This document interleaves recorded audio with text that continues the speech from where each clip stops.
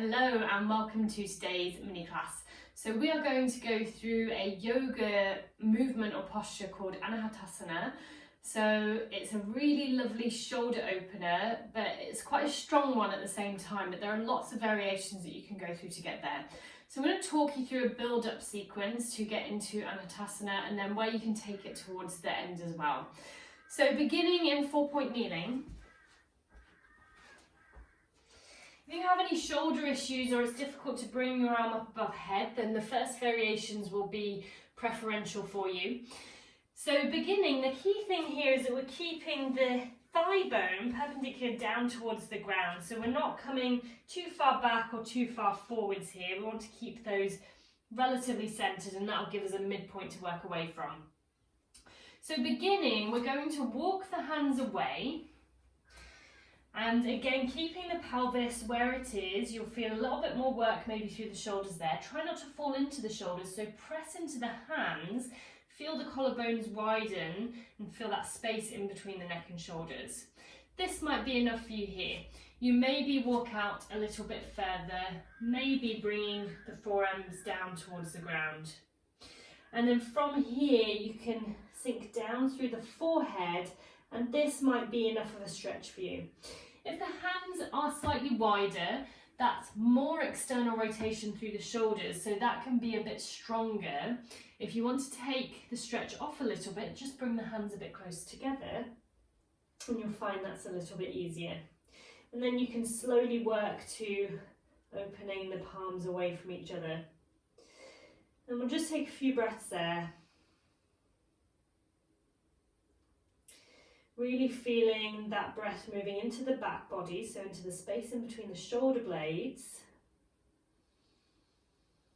into the lower back ribs. And if it gets too much or too uncomfortable at any time, then you can just walk your way out. And then next time you come into it, maybe it's a little bit easier. So we're going to come out there. So those are a few variations to come into Anahatasana. Now we're going to be working with the blocks. You can use books or any other props that you've got at home. And these are just some slight variations on what we can do rather than keeping Anahatasana as a very static pose, which it traditionally is in yoga. We can bring a little bit more movement and mobility to it. So from here, I'm going to start with my blocks mid-height, so on the middle level there. And we'll go through the same sequence that we went through before, so just slowly walking the blocks away. And then just finding a position first of all that you can engage in, and then slowly coming a bit further forwards with the hands. You can sink the forehead down. And you see I've got a bit more space here to bring my head down in between the shoulders. It's a slightly different stretch. Feel this through the backs of the arms into the mid-back. And then maybe staying there, or maybe your blocks can walk a little bit further away. Maybe you bring them down into their flat position, and we can play a little bit with the hand and finger positions. So first of all, we're just going to do a little bit of rotation. So just gently wiggle out through the shoulders, just going nice and gently with the forehead relaxed down onto the ground. And feel that translation down into the waist, into the lower back. And when you're ready, coming back to center. And now feeling a little bit of awareness of our muscles. So press into the pinky fingers of both hands. As you press into the pinky fingers, maybe feeling the sensation of widening through the shoulders. Feeling almost as if the triceps are tucking under and through, and the biceps are rolling up towards the ceiling.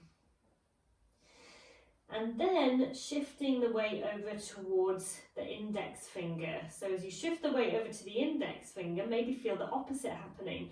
So the triceps lifting and the biceps rolling through.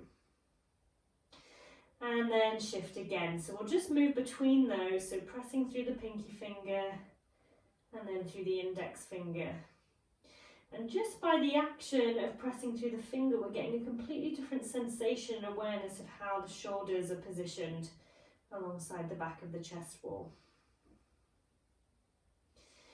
You can carry on there, just working a little bit on your rotation, or maybe coming up to the fingertips onto the blocks. And again, we'll just settle here for 2 or 3 breaths. Opening a little bit more through the back of the shoulders, using your breath as your guide. And then when you're ready, resting the hands down, maybe sliding one hand in and then the opposite hand in, because we're coming out of quite a strong stretch, and then slowly support yourself back up. Coming up really slowly, because essentially you've been into an inversion.